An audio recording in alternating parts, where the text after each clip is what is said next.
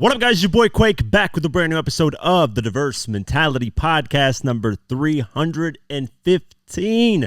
Powered by the one and only Golden Eagle Energy Drink. Get your Golden Eagle Energy Drinks at drinkgoldeneagle.com/DMP. That's drinkgoldeneagle.com/DMP. They sponsored all season 4 of the podcast, so show them love for showing us love. Wow, we got a jam-packed episode. Mainly, of course, 50, because, you know, him, Dame Dash, and Hurricane Chris, and Desiigner have been kind of having some words exchanged. A sad part of this episode is going to be Rich Homie Quan, and then I want to talk about Kendrick Lamar's halftime Super Bowl announcement, because this shit is strategic. You know, he's really popping out and showing. That's what he's doing. He's been quiet and then just randomly pops out with something. And I want to talk about the ties behind it. Jeezy, he's got something to do with it.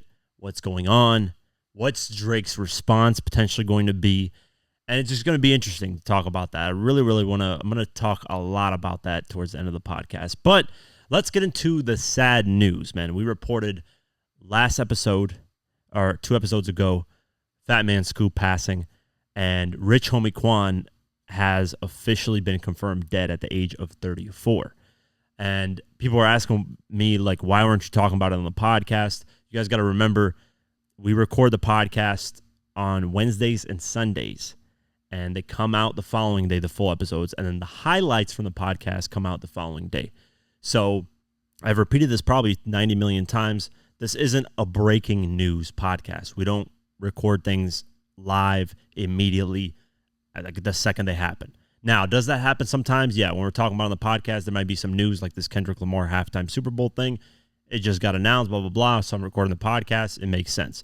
But when Rich Homie Quan passed, I recorded the podcast already on Wednesday, and then Thursday is when he passed, unfortunately. So it's not that I didn't want to talk about it, just, you know, the timing of things, you know, you don't always nail it. But let's talk about it. Rich Homie Quan has died in his hometown of Atlanta at the age of 34.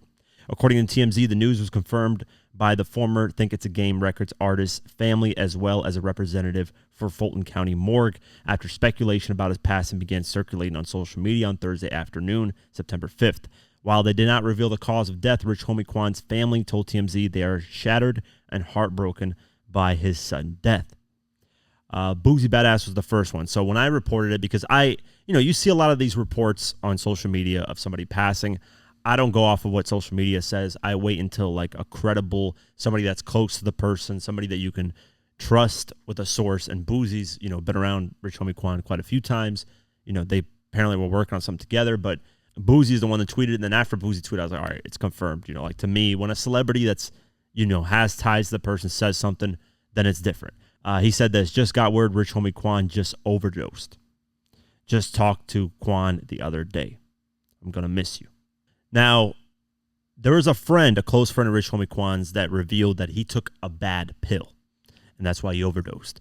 If you hear the audio TMZ released, the 911 audio, it's his girlfriend saying that, hey, I, woke up this morning, Quan was sleeping on the couch, and I put a blanket over him, and then she said I took the kids to school, came back, and he was still sleeping on the couch.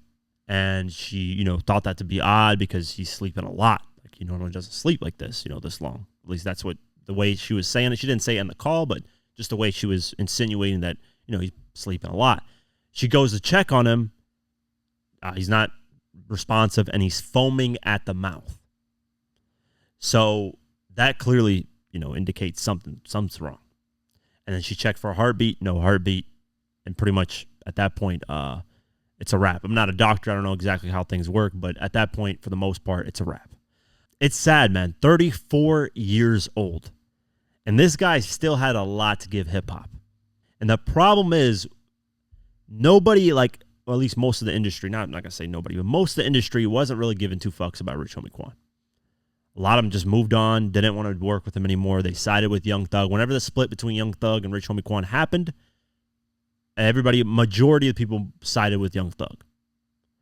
And then Rich Homie Quan went into the situation of having issues with his label, which is Think It's a Game, TG, Think It's a Game, think it's TIAG Records. I think it's a game records, TIAG.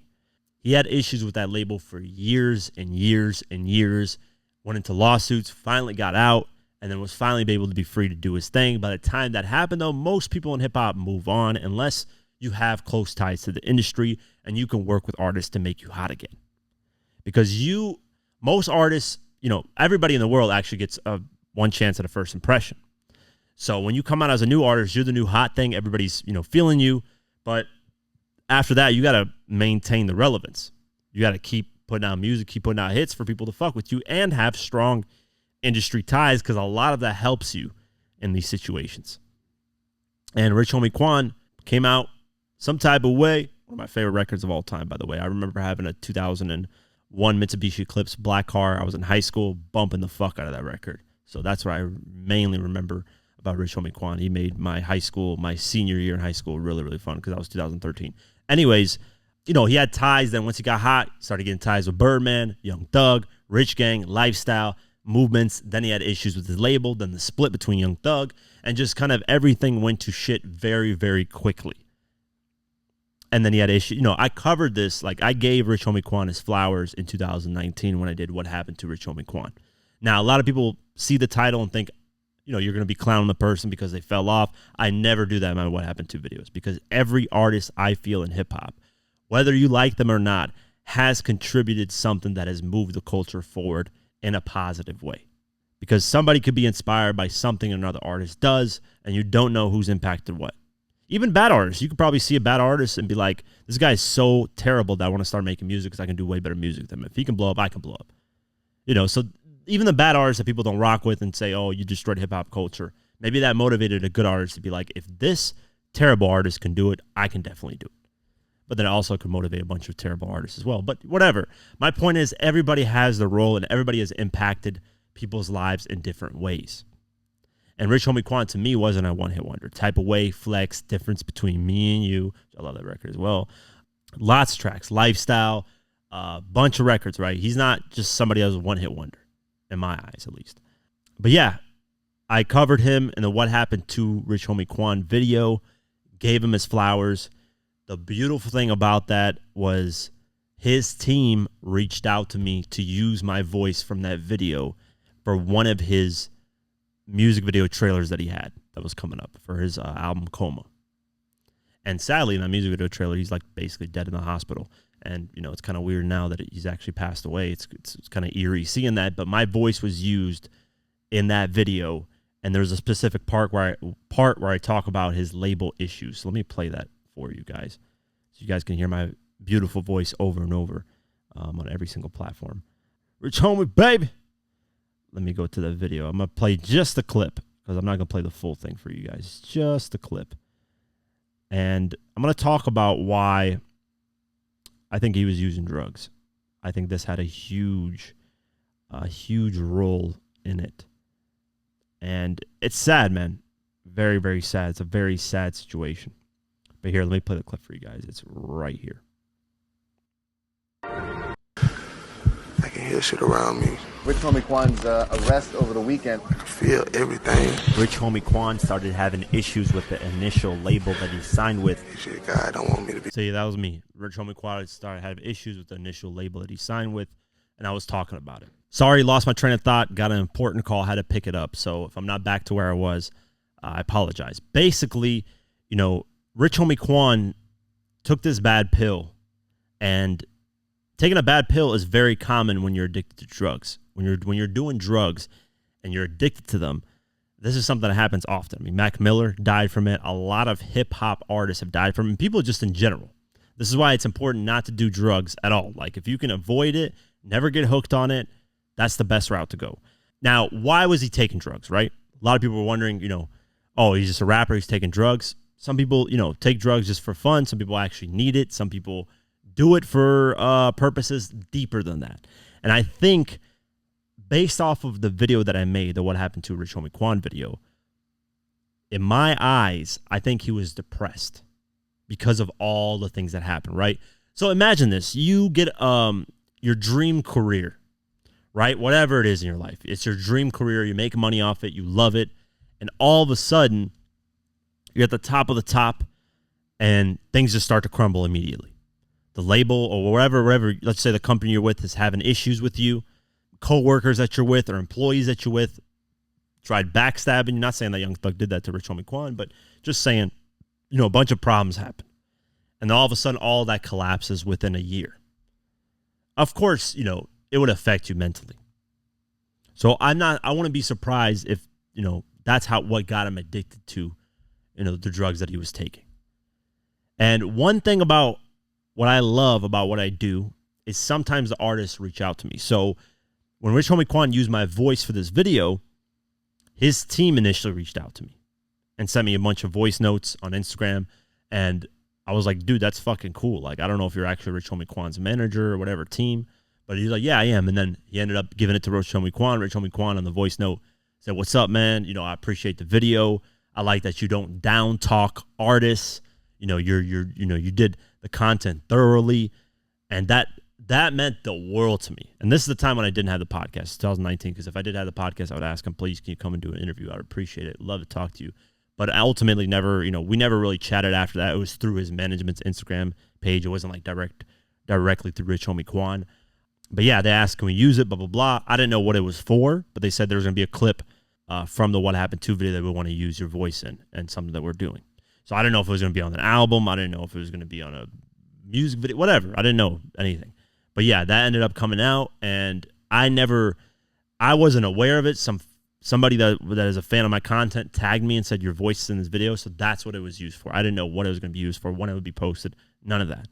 And I was thankful for him to be like, hey, appreciate you showing respect to my name and not trying to clown me like I fell off or something like that. And Mike Jones said the same thing. Chameleonaire said the same thing. T-Pain just said you did a very thorough job, blah, blah, blah. But a lot of artists have reached out to me and said, I appreciate you not, disrespecting me and saying I'm one hit wonder and I fell off and I'm garbage and Young Thug's better and blah, blah, blah, blah, blah. Like shit that you see a lot in YouTube content creators that don't really give a shit about hip hop and don't give a shit about these artists that have contributed to this. I've always shown respect. Even me clowning some artists or just trolling, at the end of the day, man, these are people that contributed to something that I love to talk about and do. And it's unfortunate that Rich Homie Quan, for the most part, didn't get his flowers when he was alive. A lot of these people in the industry are saying, rest in peace, man. You were this and that. Fuck with you, blah, blah, blah. But when Rich Homie Quan needed them for a lot of situations, they didn't show up. Like, if you really fuck with Rich Homie Quan, when he was going through his label issues, you'd have been like, listen, man, second you're out of this label mess, I'm going to get you a deal over here. You're good to go. Not that anybody owes him that. Not that, you have to do it. But in hip-hop, I think you should look out for one another, man, especially the OGs in hip-hop that have built this.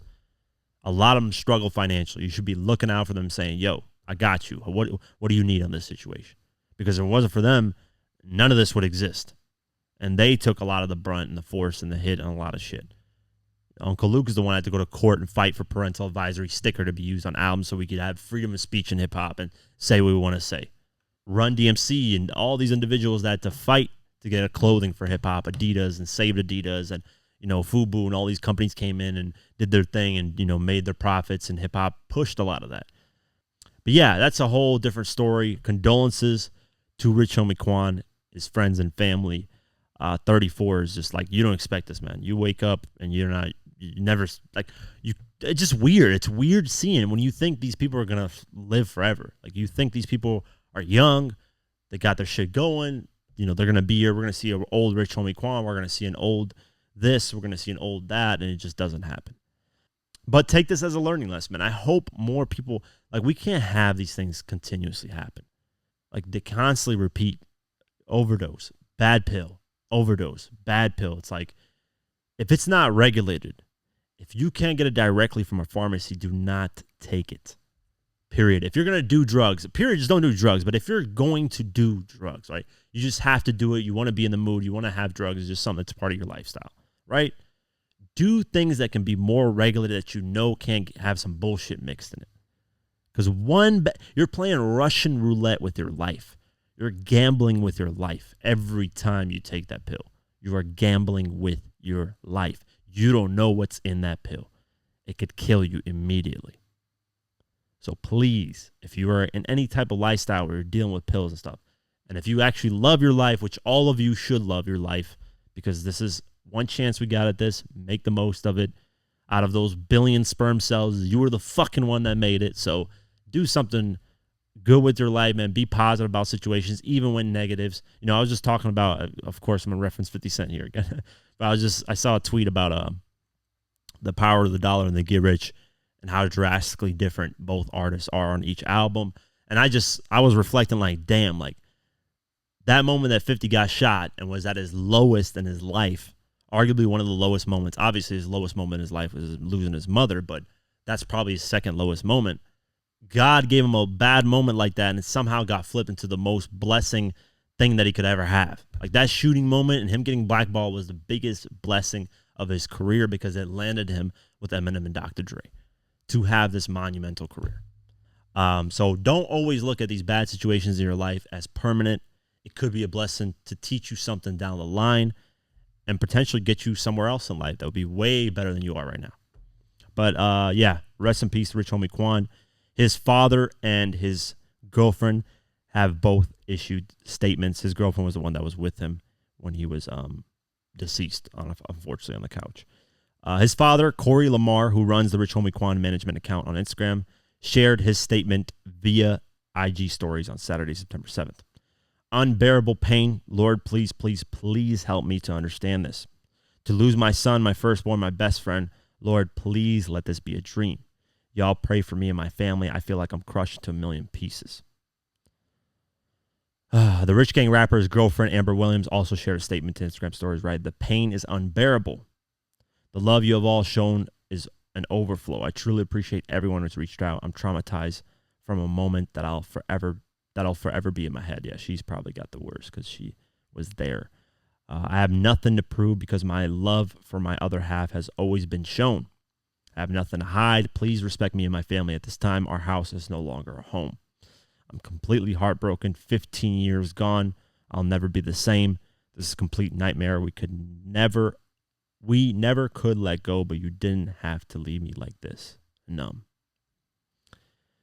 Sad, man. And then everybody kind of did their condolences and showed respect. Gucci, Boozy, Quavo. Quavo, actually, Rich Homie Quan's death sparked Quavo and Offset to talk to each other. Because Quavo posted a photo of like everybody in the studio. It was Rich Homie Quan. It was Takeoff, obviously Offset, Quavo, and somebody else in the photo. I can't really remember who the other person was. But he basically put like emojis above them. One was obviously the birds flying, Takeoff. You know, basically saying like all these people in this photo I don't even communicate with anymore, including Offset was in the photo. And that sparked apparently Quavo and Offset to talk to each other. And Quavo posted, good combo with my bro at Offset. So I hope, you know, at least out of this tragic event, something positive came out of it. I mean, it's great that these two talk to each other. And what's the sad thing as well is that Rich Homie Quan, his last interview, he said, listen, I would love to get on the phone and talk with Young Thug. And whatever differences we have, just to have a conversation. That would have been interesting. That would have been a great, you know, moment. Now, there's obviously conspiracy theorists are saying, oh, Rich Homie Quan was set to testify in the YSL RICO trial, and that's why they killed Rich Homie Quan, because Young Thug did it, but stupid shit like that I don't even know why I mentioned or even entertained, but you're going to get stupid stuff like that. There's always a conspiracy theory when a certain artist dies. Oh, he was trying to do this and that, and that's why they killed him. Like, these guys, here's the thing, guys. These are regular human beings that just happen to be famous, had some hit music. That's it. This is not anything special out of the ordinary. This is not a person that can gravitate and go to different realms of the world and all kinds of Harry Potter shit, right? This is a regular human being that took a bad pill that died and overdosed. That's it. It's that simple. It's cut and dry like that. Now, are there some conspiracy theories on some bigger things? Yeah, of course, there always is. But no, man, don't start these things. This is a family trying to grieve, and you know, to do that is just distasteful. But Rich Homie Quan's father did say that Rich Homie Quan had a project ready to go, finished, and he had over 2,000 songs recorded. So, are we going to get posthumous music? Yes. And is the fake love of artists being featured on there going to be on there? Yes. You're going to see. Watch the difference. Let's go to Rich Homie Quan's catalog. You're going to see the difference of artists he didn't have featured on his previous projects, and then all of a sudden, all these artists are going to be featured on there because they're going to pretend like, oh, I've been fucking with Rich Homie Quan. I've been doing this. I've been doing this and that. So his debut album, Rich as in Spirit, had no features on there besides Rick Ross. Think about it. So shout out to Rose for always keeping it real. Rose. Actually, that's hilarious that I say that, but William Roberts, shout out to you for actually being on his debut album. But let's go over discography, right? What was the last mixtape he dropped? Back to the Basics. Actually, hold up. Yeah, mixtape-wise, that was the last one. But he dropped, like, extended plays, whatever that means. That's an EP. I'm acting like I don't know what that means. That's funny. Let's just see what that is. Let's see if it has any features from big artists. Maybe Rich Homie Quan didn't want to have features. Who knows? I don't know. I'm just sitting here and looking over the catalog because a lot of people try to pretend like they've been rocking with them. Yeah, no features on this project. Just one artist, No Cap. Shout out to No Cap. Let's go to the Coma album, which is actually a mixtape that he used my voice for on one of the tracks. Not one of the tracks, but with the trailer for the music video. No features on there. The Gift. No features on there besides Boozy. Shout out to Boozy. Boozy! But then Rich has a Spirit, only Rick Ross. Let's go back to the Basics mixtape. Let's see where we're at there. No features on there. Now, most of his projects, do they not have features? I think from what I remember, he wasn't really a big feature person, but let's just go when he was hot. I don't know, man. I'm seeing quite a few features. Actually, no, not really. Birdman, Young Thug, and Problem. So, yeah, Rich Homie Quan really wasn't a feature type of person, to be honest with you. But, yeah, he wasn't really that much of a feature type of person. At least on his projects, he wasn't. So, might be capping on that. But we're still going to probably see a lot of features. But, yeah, man, condolences to him. Young age. Much respect to him for, using, my voice in his trailer. That meant the world to me, just like Fat Man Scoop reaching out to me and saying he's watched my documentaries. These are moments that I will forever cherish with these individuals. They didn't have to do any of that. Remember that. Nobody owed me anything in this hip-hop world. I'm just grateful, and I'm starting to get teary-eyed already, but, shout out to Rich Homie Quan, man. Rest in peace. Jeezy is accused of stifling his ex-wife. Let's go over it. Jeezy has been accused of not complying with the divorce settlement he agreed to with his ex-wife, Jeannie Mai. I don't know if I pronounced that correctly, but according to legal documents seen by TMZ, Mai claims Jeezy has failed to satisfy a number of elements relating to their divorce settlement. Jeezy has allegedly failed to pay child care costs for their child, deposit $500,000 into an account for their daughter, transfer the title of 2 cars to Mai, and cover 4 months of rent. The Soul Survivor rapper allegedly owes $4,000 in child care costs, and it is claimed he has also failed to transfer ownership of a Range Rover and a Ford Bronco to Mai. According to Mai, the divorce settlement called for Jeezy to be responsible for the rent of the TV host's house in Los Angeles for 4 months, totaling almost $100,000 for 4 months. This bitch is, sorry, no disrespect, she is paying $25,000 a month for a Los Angeles house in rent? Damn, son. That's a lot of money. That is a lot of moolah. Mai also claims that Jeezy has been ignoring her since July. She has now gone to courts to rectify the issues and get the rapper to pay what he owes plus interest. The couple finalized their divorce in June after just 2 years of marriage. The details of the divorce, including custody arrangements and financial statements, were kept private. Back to 50 again. Sorry, guys, but he's right, man. One of the worst decisions you can make as a successful, publicly successful man or woman is get into actual documented marriage. Who gives a fuck about the government officially saying you're married? I never understood, why is that a government thing? Why does it matter? Listen, I can say I'm married to someone by just giving them a ring. We go celebrate. We have a wedding if we have to, and that's it. It doesn't have to be official court documents or papers. Fuck that.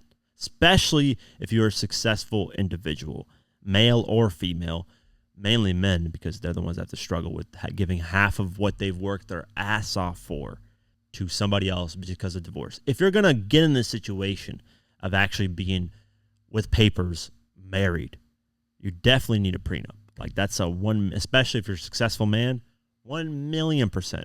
Me personally, I am getting a prenup if my woman or whoever I get married to, whenever I find her, whatever, I will need a prenup or we're not getting officially court documents married. Those are the two things that are happening.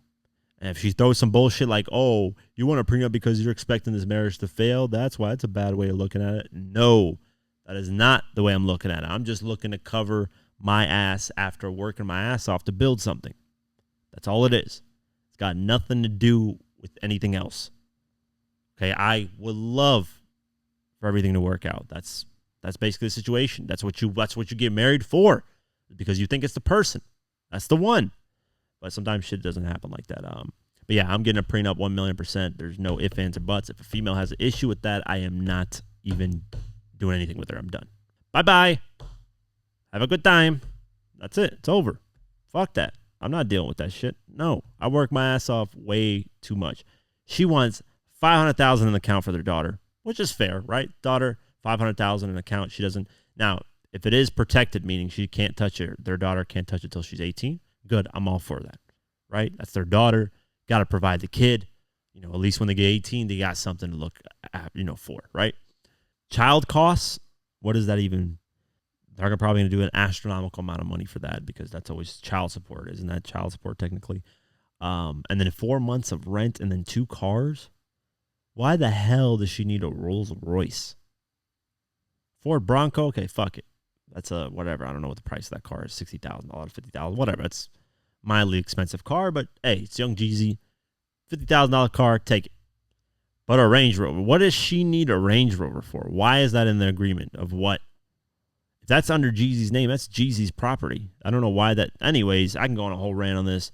The most ridiculous thing is $25,000 in rent for a Los Angeles home. She wants 4 months of that covered. $100,000.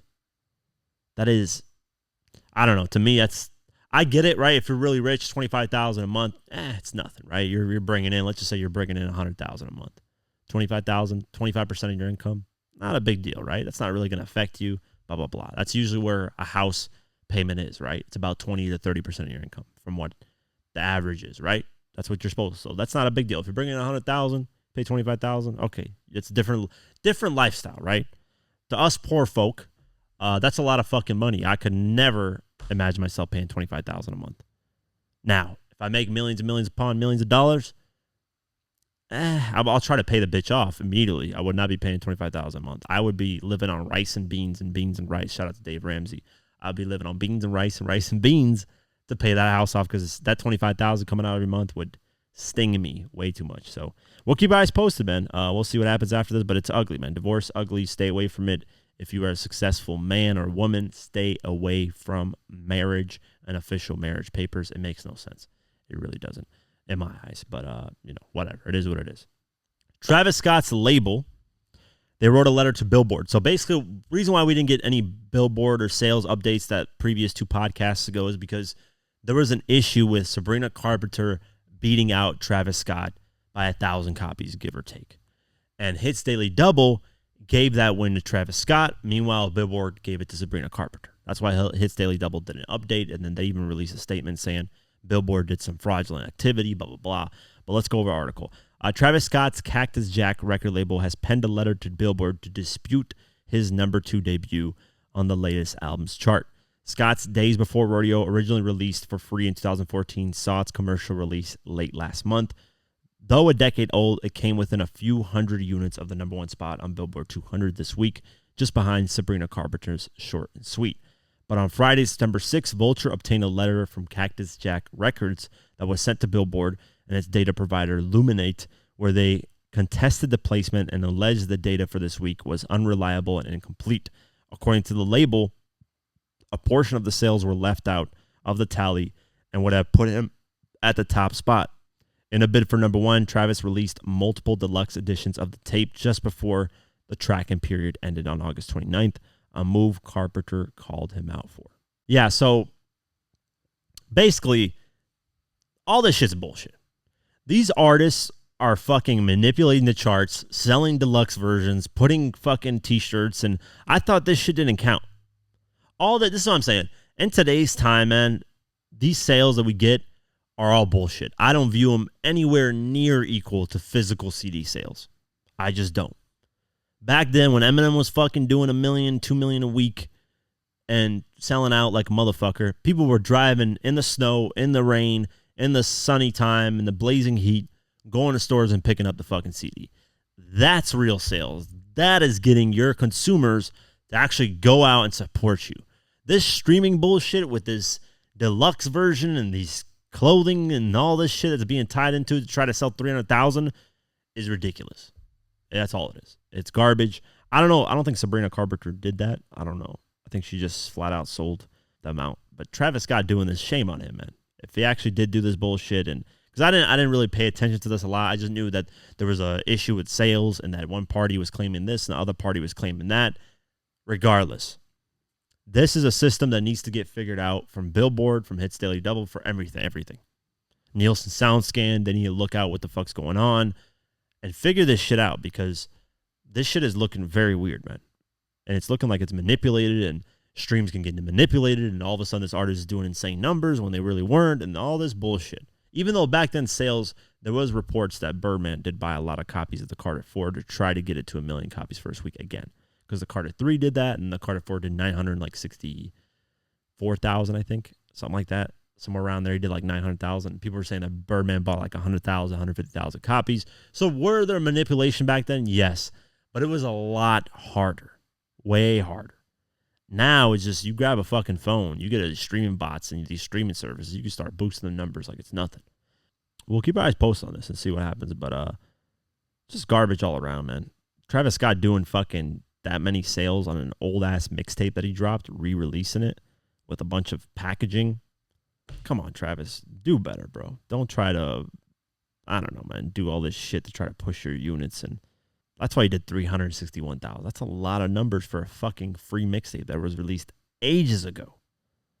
But, hey, get your bread. It is what it is, man. We'll keep our eyes posted. Before we continue, I want to give a shout out to Golden Eagle for sponsoring this podcast. Yes, if it wasn't for Golden Eagle, this podcast wouldn't be possible. If you're looking for an energy drink that doesn't tear a hole in your pocket, Golden Eagle energy drink is the one you want to get. Golden Eagle has the smoothest taste with no aftertaste. You don't get acid reflux when you drink it, and you will save a lot of money. So check out Golden Eagle at drinkgoldeneagle.com/DMP. The link is in the description below. And how do you think this podcast would be possible without me having energy to do it?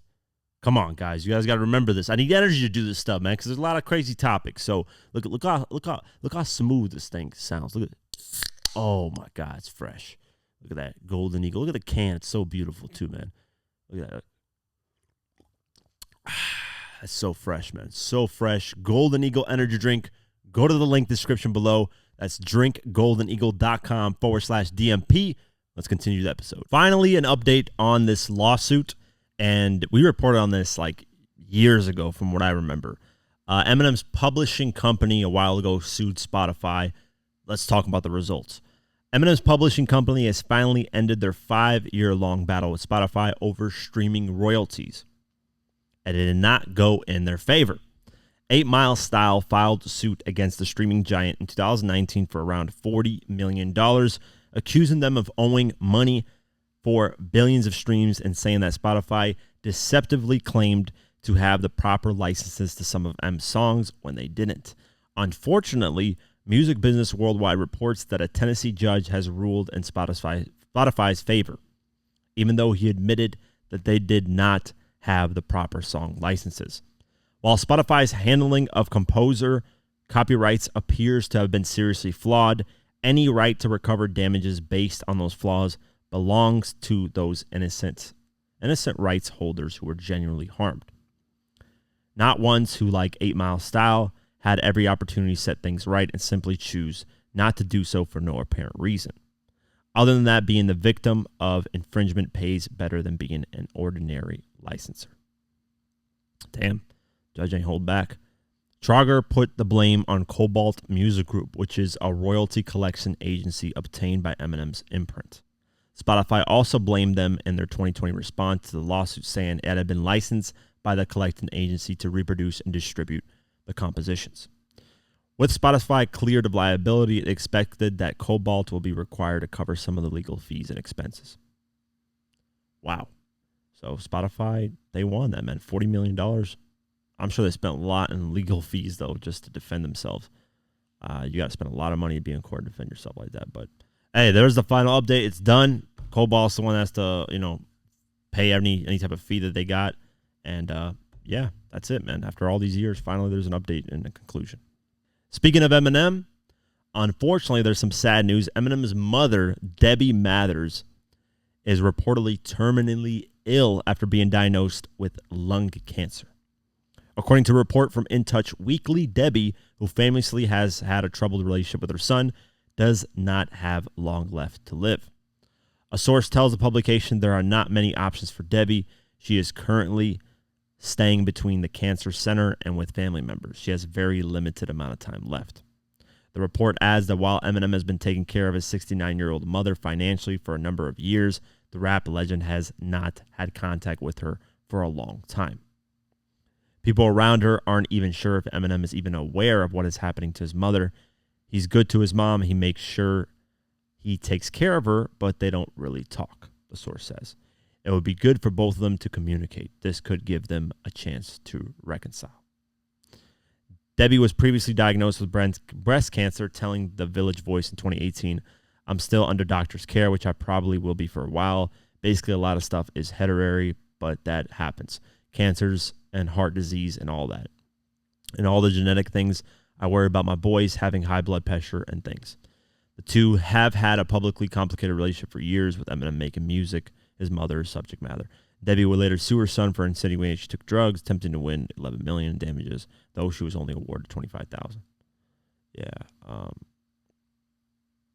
After Eminem was inducted to the Rock and Roll Hall of Fame in 2022, Debbie paid a tribute to her son. What the hell was that? Tribute to his son. I never read. I don't remember reading this. This is what she said. Interesting. "Marsha, I want to say I could not let this day go by without congratulating you on your induction to the Hall of Fame. I love you very much. I knew you'd get there. It's been a long ride. I'm very, very proud of you. I'm also very proud of Haley Jade, my bear girl. I want to tell you, Haley, great job on your podcast, and God bless you guys. I love you very much." Interesting. So Eminem did kind of fix their relationship with Headlights. He did release that song back with the Marshmallows LP2. That's probably the only good song from the Marshmallows LP2. And like So Much Better, and like maybe two other tracks, but that album was horrendous. Anyways, that's a whole different subject matter. But he did kind of rekindle the relationship and make it better. He did promise that he never wants to perform Clean Out My Closet and these type of songs where he's disrespecting his mom. Other than that, the source says they really haven't been in communication.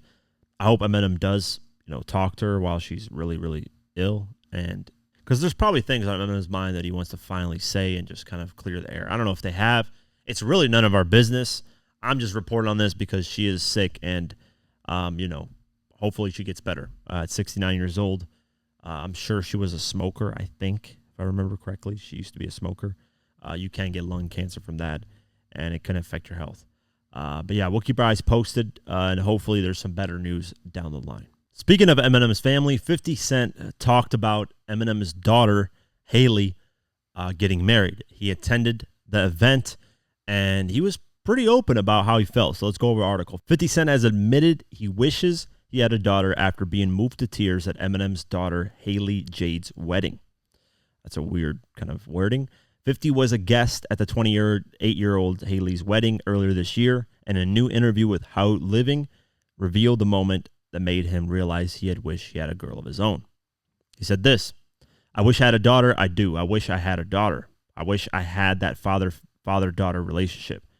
For female children, their dad is the first man they fall in love with. Male children go to their mom. I'm a mama's boy myself." 50, who has two sons, then recalled his emotional reaction to watching M's daughter get married. "It was unbelievable. The wildest thing for me, period. I was like, yo, bro, this is crazy. We're getting old.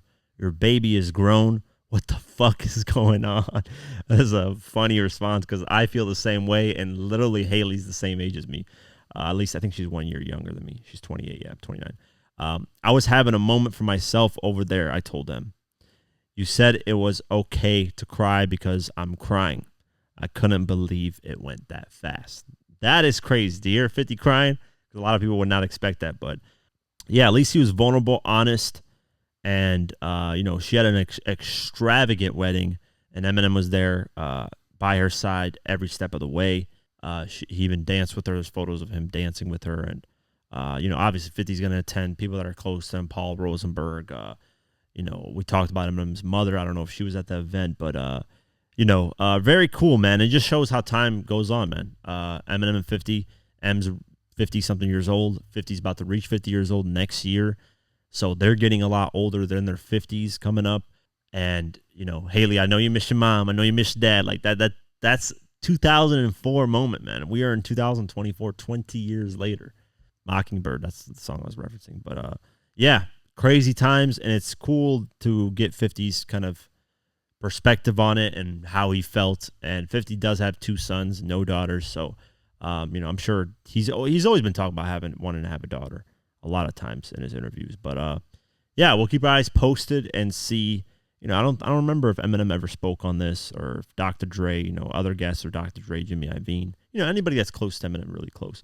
Yeah, I never heard them talk about it or anything like that. But really cool insight, and cool that 50 was vulnerable about the incident. I wonder if Eminem cried. That's another good question to ask. But yeah, we'll see. Speaking of 50, of course, 50 is the beef, man. You got to love the beef. You got to get into it. And 50 decided to do a classic 50 Cent way, piggy bank style. Where 50 just went at everybody in piggy bank? He did the same thing here, but obviously he's going to promote his book. He has a book that's out. I was about to say coming out, but it's already out, called The Accomplice. And he decided to do like a reaction video to basically Desiigner, Hurricane Chris, and Dame Dash that all responded to 50. Well, actually, Hurricane Chris is a different situation. It was the whole, Humor and Harmony event, but the $1 million worth of game was Dame Dash and Desiigner. And we talked about that on the last podcast of 50 saying that he didn't sign Desiigner because Desiigner only had one hit song, and that's it. And then he called Dame Dash broke for saying that $1 million isn't a lot of money. And so let's play the clip of what 50 posted. Somebody definitely sent me that cute shit 50 said about me not having no money. I want to see if you're the real deal. Just see if I'm the real deal. Yeah, hold on, listen. Oh, God. Niggas talking that 50 cents, I be talking 50 mil. Niggas talking that Timmy Turner, let the nigga get killed. Bubba Dub would say, you throw a motherfucking concert in Louisiana and don't book no Louisiana legends and put no bankroll in no Louisiana legends pocket, but you pay the police $500,000. What type of bitch ass shit is that? Gang, I'm willing to sit down and talk and peaceful and just, go have some drinks or have something to eat. Or maybe I could take you to my grandma's house and, let her give you some real soul food. The Accomplice by Curtis 50 Cent Jackson and Aaron Phillip Clark, available now. The Accomplice by 50 Cent, Curtis Jackson, Aaron Phillip, available now. Classic laugh. But it's a good response, man. Dame Dash's teeth fell out, which was hilarious. And then we're going to talk about him doubling down on that. But the backtracking of Hurricane Chris, saying I'm willing to sit down with him and stuff like that, was hilarious. And he actually went on Vlad TV and said he's a better rapper than 50 Cent. Yes, you can go on Vlad TV. I think it's part 2 because Vlad likes to split his fucking interviews into 30, 40 parts. But I think it's on part 2. In the title, you'll see it, though. Hurricane Chris literally says he's a better rapper than 50, which was, I think, based off of how Hurricane Chris said it, I think he thinks he's a better lyrical rapper than 50. A lot of people think that, right? Because, 50 ain't lyrical, 50 this, 50 that. Listen, if 50 really wanted to be lyrical, he has been lyrical in moments when he wants to be lyrical. But people just kind of brush that off because he's not consistently lyrical. He focuses more on song structure and making a great song. But even Vlad, pushes back and said, song-wise, you're not better than him. And Hurricane Chris doubles down and says, yeah, I am. I can, like, bro, if you were, you would have bigger hit records. That's just the reality of it. 50 is a worldwide known person because of his music as well. It's not just because, he's good at making memes. Come on. But that was a funny response. 50 in the caption says, Wow, your man teeth fell out of his mouth. LOL. What a week. All roads lead to Shreveport. Let's work. And then he posted more stuff and says, LOL, what they mad at? The truth. The accomplice out now. So basically, it says 50 Cent turns Dame Dash, Desiigner, Hurricane Chris disses into book promo. That is like perfect way to fucking promote your book. But yeah, Dame Dash then talked about his teeth falling out in this clip, and 50 Cent posted it. So let's watch this. You know, obviously, I feel like I need to address the teeth. First of all, they're not yet. Sorry about that. First of all, this is not dentures. These are my grills, right? And what happened was, you know, I have to go get implants put in, because I have implants. And I got them 20 years ago. And every 20 years, you got to switch them out. So I have to do a surgery, pause, oral. And the is once they do it, and yeah, so I'm gonna show you a lot. Okay, there we go. So that's what happened, the prints. But you know, I thought it was hilarious. I ain't tried to edit it. I think it's good for jokes. But yeah, they're not dentures, and I think it's hilarious. But anyway, what I think y'all need to do is download America New. Let's get back to the point.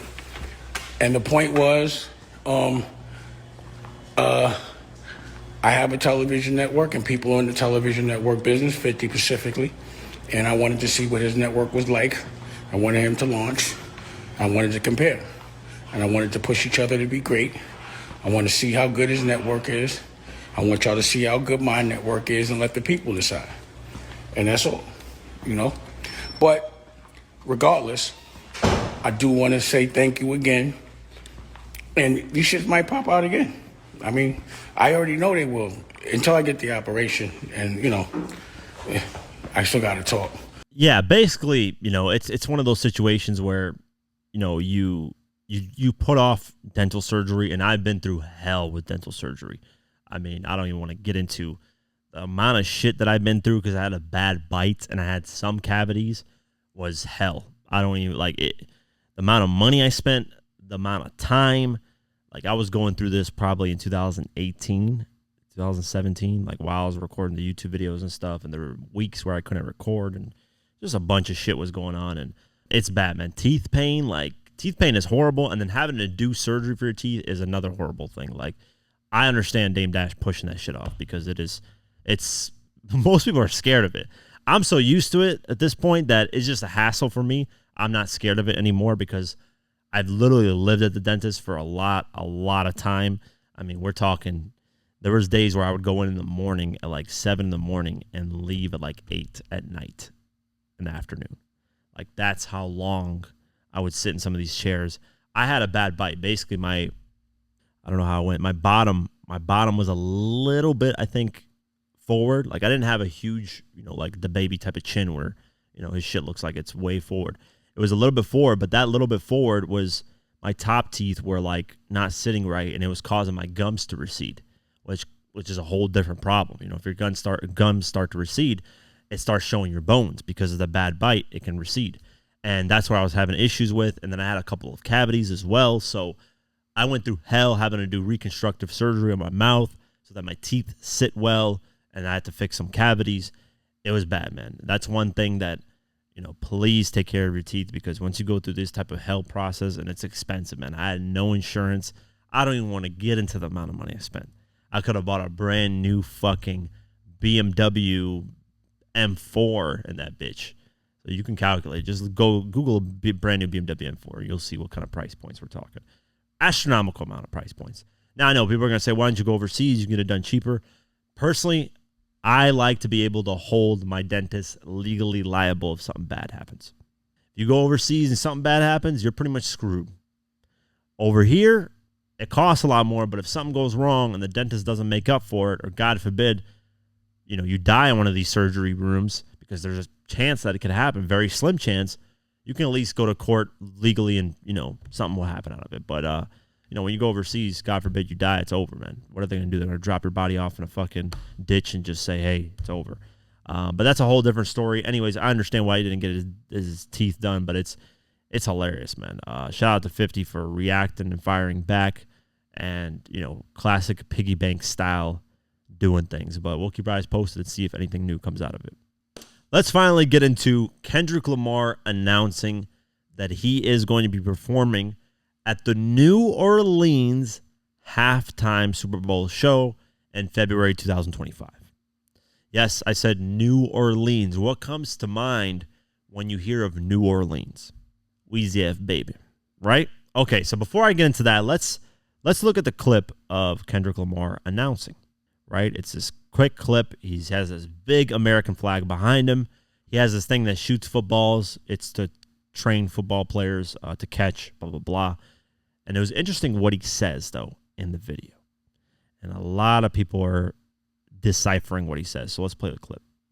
My name Kendrick Lamar, and I'll be performing at Super Bowl 59. Will you be pulling up? I hope so.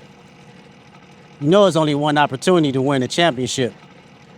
No round twos. Let's get it. Boom!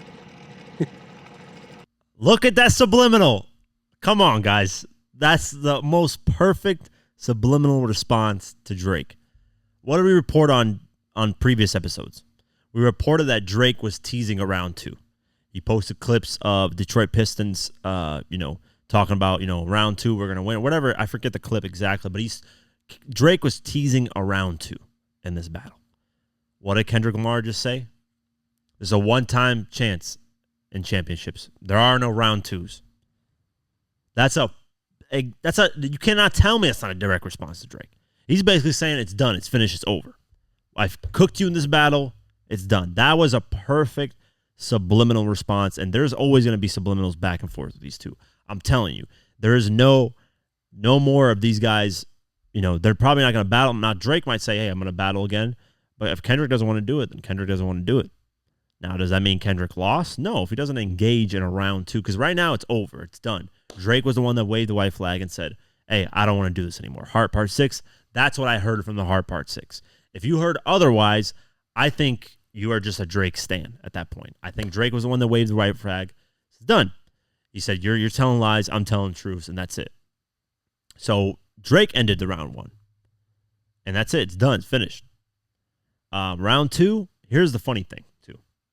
Pusha T, sorry, I almost slipped my mind. Pusha T posted on his Instagram stories the quote that Kendrick Lamar said in that clip that I just showed you guys.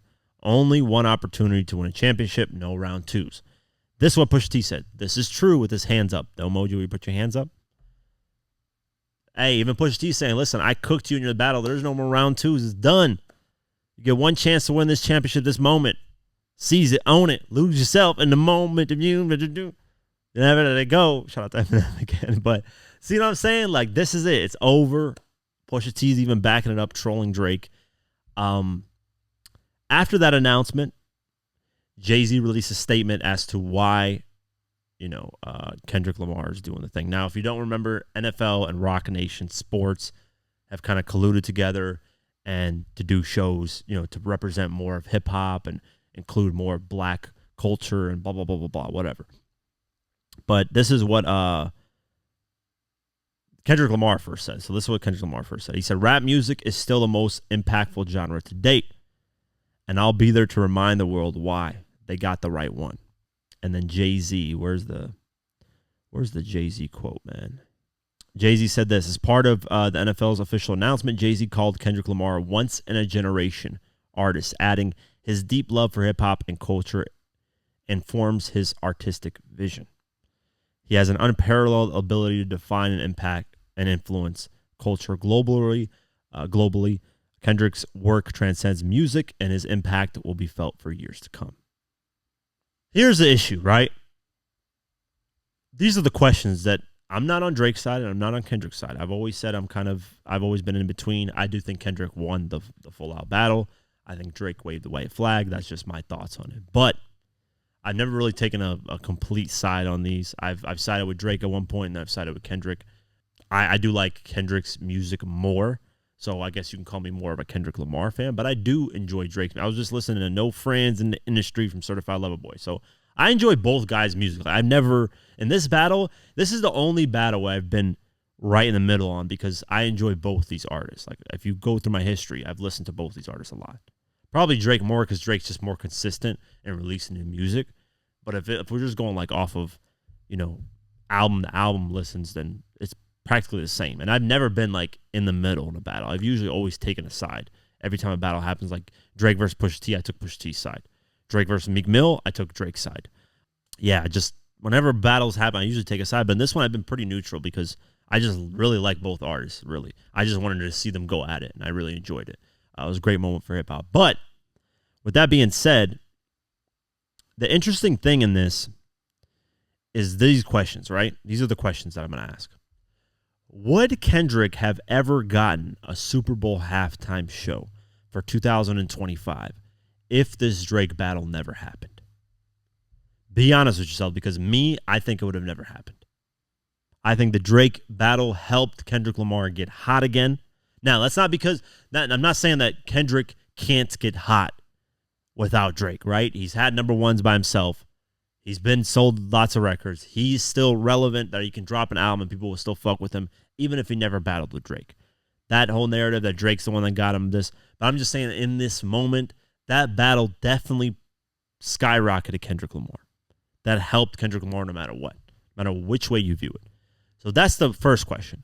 Would have Kendrick ever gotten this show if it wasn't for the battle? I think no, because he probably wouldn't have released an album. I don't know.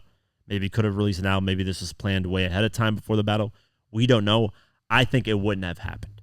So you got to give Drake props for a lot of the shit that he says about, you guys use me for clout and all this. It's kind of turned out to be true.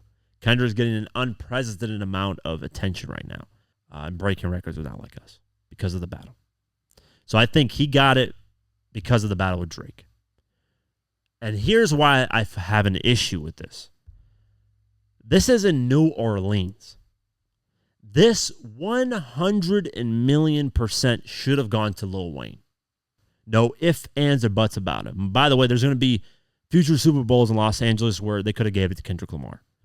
This is a disgrace in the fact that it should have gone to Lil Wayne. Lil Wayne is a undisputed legend and a GOAT to a lot of people's eyes.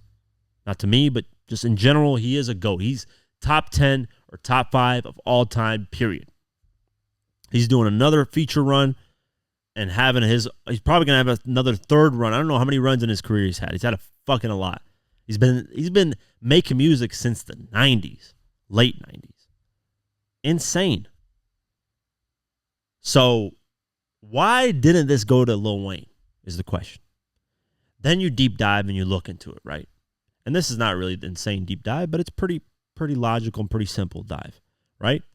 Jay-Z is the one that orchestrates this. Jay-Z did have beef and little issues with Lil Wayne here and there.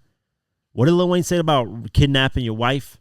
Blah, blah, blah. And then Jay-Z responded to that, and they had little things. And that's the thing. Jay-Z has always been this sneaky, subtle sucker that does these kind of moves that 50's always pointed out to the world. And he'll do this when, like, Nas drops an album. He'll drop a feature or a verse, and everybody will pay attention to it. And when Nas does this, Jay-Z does this. And then when this happens, Jay-Z does this. Like, he does these sneak, subtle, sucker moves that Jay-Z has. And then he stays... When he does these moves, he stays so far away from that move that people can't even directly point it to him. Right? He could hide behind that fact that, hey, it's NFL. I can't control everything. I submitted for Lil Wayne. They didn't want to. NFL wanted to do what they wanted to do. Same thing with 50 Cent. When they said 50 wasn't going to perform at the Super Bowl halftime show, if it wasn't for Eminem saying, hey, I got your back, 50, fuck that, I'm not performing if 50 Cent ain't performing, 50 would have never performed. And who was behind that? A lot of people are saying it's Jay-Z. Even Drink Champs, what's his name, Nori, said the same thing. That if it wasn't for the white boy, 50 would have never performed. That's words out of Nori's mouth from Drink Champs. Jay-Z probably did this to spite Drake. Because Drake has broken a lot of Jay-Z records. Has washed Jay-Z in a lot of things.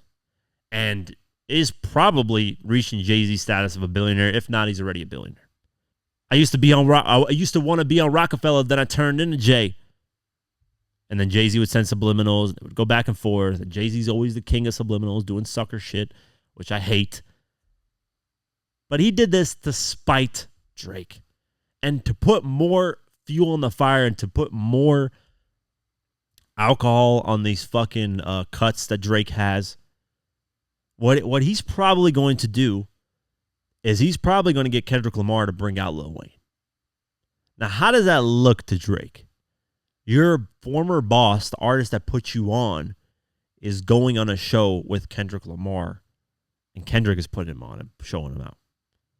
Which I don't think Lil Wayne's going to actually do it. Honestly, I'd be surprised if he does. Or maybe Lil Wayne's not getting in between their beef and just saying, fuck it, I'm going to do it because New Orleans. But this should have 1,000,000% gone to Lil Wayne.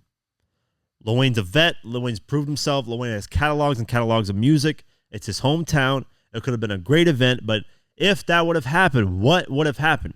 Lil Wayne probably would have bought on Young Money. He probably would have bought Nicki Minaj and Drake. And does Jay-Z really like that? Does Jay-Z want to put spotlight on Drake? Nah. Jay-Z does not like Drake. Jay-Z does not like that this guy came out of nowhere and just all of a sudden started dominating, has been dominating for a while. Now you can see why I dislike Jay-Z. There's been a lot of sneaky shit like this. And people are going to say, you can't really blame it on Jay-Z. And I expect that because a lot of you are going to say he's so distant from it. And Jay-Z does that on purpose to be distant from it. So you can't blame him. So there is no direct blame. But shame on Jay-Z, shame on the NFL, shame on anybody who had a part on this. Kendrick, not to say that he doesn't deserve it. That's a totally different conversation. He does deserve to do a halftime Super Bowl show. He just doesn't deserve to do the New Orleans one right now. That's it. That should have gone to Lil Wayne undisputably. We should have saw Cash Money Reunion on there. We should have saw Birdman doing his Birdman things. And that's all we should have saw for New Orleans. Nobody else. But, Jay-Z's a hater. And the subliminal shots that Kendrick is sending, no round twos. And Lil Wayne's engineer even reacted to this. Lil Wayne's engineer didn't like this. And Lil Wayne's engineer made some actually interesting comments, to be honest with you. This is what his engineer said. Confused, disappointed, angry, but most of all inspired. We will never again be in a position or have the GOAT in a position where we are at the mercy of someone else's decision. We will make the decisions. To me, this is something going on behind the scenes. And Drake, here's the thing, man. You could clown Drake. You could say whatever you want. This does seem some type of colluding, like the industry is against Drake. They hate that this guy's had this long-ass run, and they need to get him the fuck out of here. Some way or another, they need to start propping up other artists to take Drake's position. And I'm starting to believe it now. Honestly, I used to think Drake stans were crazy, and this is a conspiracy theory, but this is very, very weird. Even as a Kendrick Lamar fan, you guys have to look at this. I'm speaking straight to Kendrick Lamar fans. Did Kendrick really deserve this moment in New Orleans? Does he deserve to be on the Super Bowl? That's not the debate. He does. He does deserve to be on the Super Bowl. That's not the debate. Does he deserve to be on this specific Super Bowl? I would say no. For two reasons. One, he just got out of a battle with Drake. Didn't release no new music. Released 3 diss songs. And didn't release an album. Just got out of a battle with Drake. And then 2, this is in New Orleans. This is not the area that Kendrick Lamar should be performing at. But hey, that's just my thoughts. What the fuck do I know? Jay-Z is just a big old hater. I've been saying this for a minute. And now we're getting little things here and there. Damn you, Rock Nation. What did Tory Lanez' father say? This is Rock Nation's doing. I'm starting to believe that right now because this is getting out of control. Whatever. It is what I'm excited for it. I wonder who Kendrick Lamar is going to bring out. I wonder what he's going to do. I hope he has an album out by then. I think I would really like that to get some type of new music from him by then. But we'll see. Regardless, exciting. I'm excited to watch it. I'm not hating on Kendrick at all. I think he definitely deserves a Super Bowl halftime show. I just would have liked Lil Wayne more at New Orleans than Kendrick Lamar. That's all. Because next year, I think it's in Los Angeles or another location. I think the other year it's in Los Angeles. Los Angeles is coming up again. That's when they should put Kendrick Lamar. Not right now. But hey, this is Jay-Z moves. Maybe Kendrick brings out Lil Wayne. And does that start a beef between Drake and Lil Wayne? Even though Drake actually gave props to Lil Wayne right now. He called Lil Wayne the most supportive boss ever. He said, we were so lucky to have the most supportive boss in the game. Always gassed us up. So he showed Drake. Drake showed Lil Wayne some love. So there's been speculation that maybe there's some issues between Lil Wayne and Drake. Will this actually raise those speculations if Lil Wayne shows up there? Or will Drake say it's just business? Lil Wayne's showing up from New Orleans for his hometown. Hey, he's doing his thing. I don't know. Will Drake be in attendance at that show? Possibly. I don't know what's going to happen. I just know I think it's bullshit. Lil Wayne should have got this. Whoever's responsible for this, they are suckers and, terrible move. But we'll keep our eyes posted. Let's get into new music. And A$AP Rocky and J. Cole dropped I don't know how to pronounce it, Ruby Rosary, produced by The Alchemist track. I'm not a fan of A$AP Rocky's music. J. Cole did his thing. A$AP Rocky is dookie in my eyes, but that's just my opinion. Everybody has their own taste, but hey, shout out to him, I guess. Pharrell, Piece by Piece. Quavo and Ty Dolla $ign, If I Fall. LL Cool J, The Force album. I got to check that out. 2C and Gunna. Champs Fly. Eilis. Whatever that title is. G Herbo, Big Swerved album. Central C and Ray MOI. Pharrell, Lil Yachty, Lil Wayne, Kyle Rich, Can't Hold Me Down, Megan Thee Stallion, RM, Never Play, Conway the Machine, and Ransom, Chaos Is My Ladder 2, the album. So check those out. Hits Daily Double updates. Sabrina Carpenter is still number 1 with the second week selling 157,000 copies. Post Malone's at number 2 with F1 Trillion selling 85,000 copies. Chappelle Roan is at number 3 with The Rise and Fall of Midwest Princess at 63,000 copies. Number 4 is Morgan Wallen, One Thing at a Time with 55,000 copies. Number 5 is Taylor Swift, The Torture Poets Department with 53,000 copies. Billie Eilish is at number 6 with Hit Me Hard and Soft at 48,000 copies. El Safarim is at number 7 debut with the album Crazy at 43,000 copies. Zach Bryan, The Great American Bar Scene is at number 8 with 39,000 copies. And then Noah Khan is at number 9 with Stick Season at 38,000. And then at number 10 debut, Destroy Lonely. Love Lasts Forever is at number 10, which I already said, at 34,000 copies. Going down the list, Travis Scott, Days Before Rodeo went down to number 15 with 29,000 copies. Big Sean, Better Me Than You debuted at number 24 with 22,000 copies sold the first week. Number 25, Future Metro Boomin, We Don't Trust You with 22,000 copies sold. Eminem, The Death of Slim Shady is at number 32 with 18,000 copies sold. Drake is at number 39 with For All the Dogs with 17,000 copies sold. Travis Scott, Utopia is at number 40 with 17,000 sold. Kendrick Lamar, Damn at number 44 with 16,000 sold. Eminem, Curtain Call at number 45 with 16,000 sold. And Kendrick Lamar, Good Kid, Mad City at number 49 with 15,000 sold. And that's it for today's episode of the Diverse Mentality Podcast, powered by the one and only Golden Eagle Energy Drink. Get your Golden Eagle Energy Drinks at drinkgoldeneagle.com/DMP. They sponsored all season 4 of the podcast. So show them love for showing us love. We appreciate it. Spotify, Deezer, Pocket Cast, YouTube, all that, wherever you can listen to podcasts, watch them. We're all on there. Support us on there. Have an amazing night, day, whenever you listen to this, and peace.